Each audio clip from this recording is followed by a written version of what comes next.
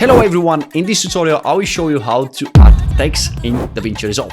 So without wasting more time, let's get on with it. Alright, now in DaVinci Resolve I've got this lovely video and what I want to do is just add a simple text. So to do that I will go up to effects, click on it, and this panel will pop up in front of you.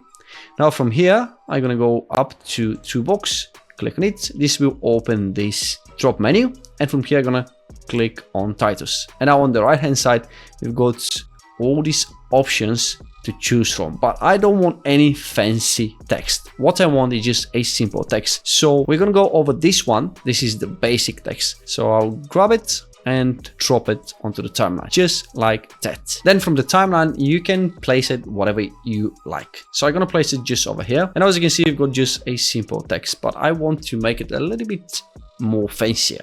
So to do that I'll select the layer, I'll go up to inspector, and also I'll extend the inspector so I can see what we've got here. And what we've got here, it's the customization panel. From here we can customize the text as we like. First I'm gonna start with the writing, and what I will write is Antarctica.